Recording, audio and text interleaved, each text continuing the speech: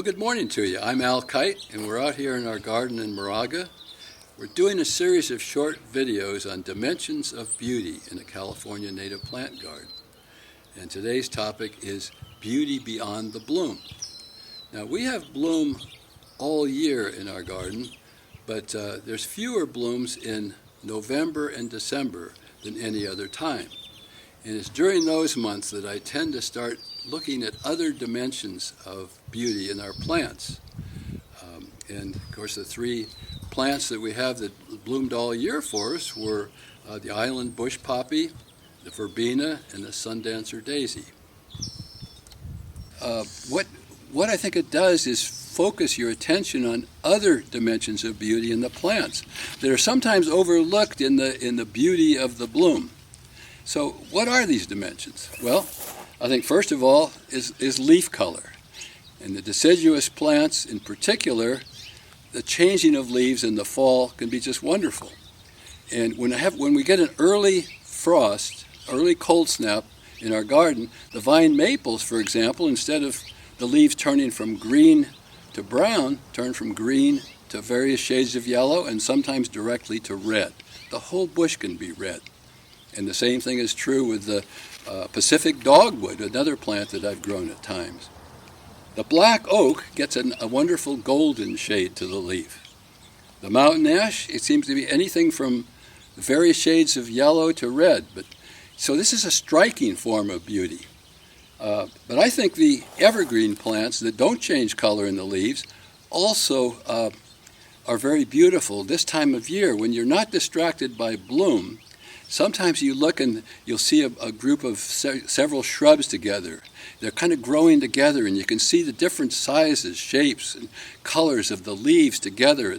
It's like a mosaic of leaves that's just really beautiful, and so I'm kind of looking for that dimension. I think berries are another thing that are attractive this time of year. This is the first year in our garden that we've had red berries on our mountain ash, and I'm delighted in that because I'm used to seeing red berries on mountain ash in the Sierra, going along the streams in October, and to have it in my own yard is really special. The berries of the Toyon that's kind of the crown jewel of our berry plants, and there's a number of things I really love about a Toyon. First of all, it's the way the berries form on the bush, in these little individual clusters of red berries in amongst the green, just a great balance of those two colors. It's like red ornaments on a green tree or green bush. And so berries are special, and the Toyons, we had the robins that come in, and a bird that comes in, and I only see it that time of year that accompanies the robins, are cedar waxwings. And they'll come in little black masks, beautiful little birds, and together they'll feed on the berries, kind of a frenzy, and then they leave. But even after they leave, there's usually a few berries left, and we have a few hermit thrush that'll hang out in the yard and just pick those berries off one by one until they're all gone.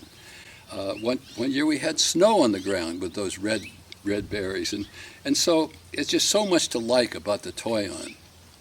I think in addition to leaves and berries, the bark is something we tend to overlook and we just start seeing in the absence of bloom. I think the texture of the bark, of the kind of pattern of platelets and things of a pine tree, such as the shore pine, and the more shaggy look to the beautiful shaggy look of the redwood tree. And of course, sometimes it's the shape of the bark. We have a mountain mahogany in our yard where the two main limbs grow around each other. But to me, the best feature, the one that I am drawn to more, is the reddish color of the madrone. And so even on the bleakest of winter days, I can go out in the front and see the red bark and the fresh green foliage of a Howard McMinn manzanita, and kind of lift the spirits.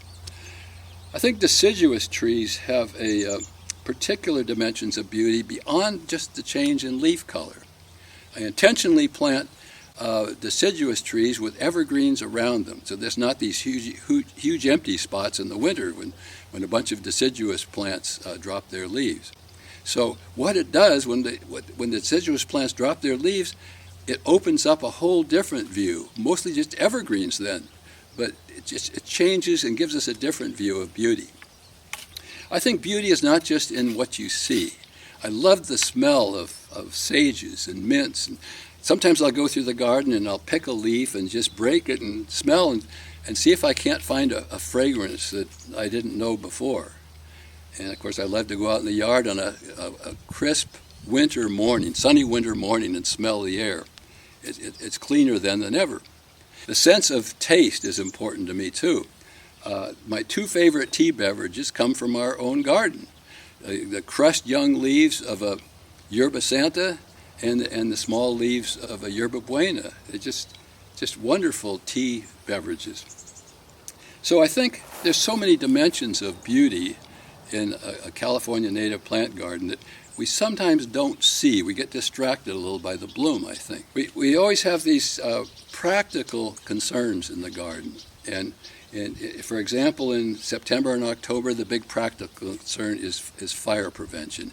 And I've learned to plant low, beautiful evergreen ground covers close to the house and build up height as I go away from the house. In November and December, I may be praying for rain, but I'm also preparing to hold soil, do things to hold the soil and slow down the runoff.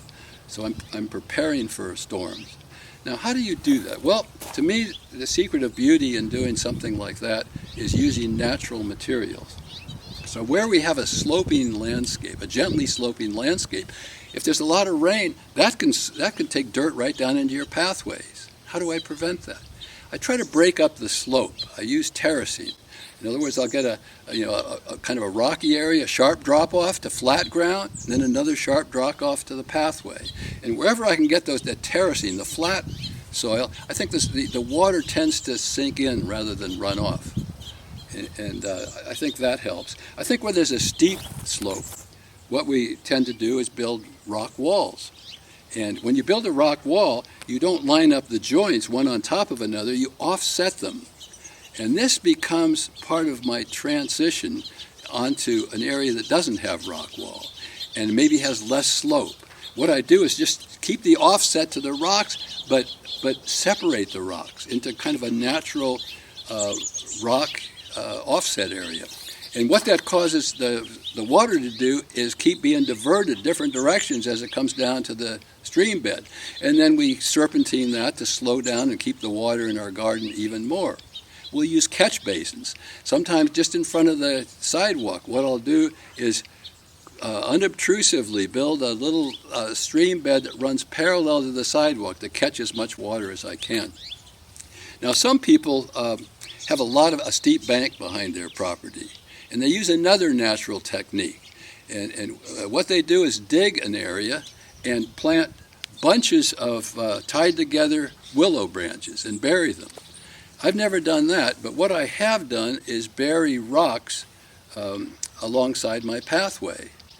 Because in the pathways, I don't want to see a constant line of rocks, but I do want to hold the soil of the planting bed, which is usually higher than the path. So what I do is try to build a little cluster of rocks, and then there's no rocks, and then there's another rock or two, and then maybe no rock. What do I do in the no rock areas? Because that's not going to retain soil. Well, what I do is build this little trench, put 6 to 8 inch river rocks in it, fill with somewhat smaller rocks, and finally with soil, and then mulch on top. So it looks like there's no rocks there. It looks natural, but there are rocks there holding the soil. So these are just some of the ideas that we use in a garden to try to use natural materials, even in our practical jobs, to try to maintain beauty. And I think in the absence of bloom, probably the main benefit is it gives you an opportunity to broaden your perspective on beauty. I hope this has given you some ideas to work with, and thanks for being with us today.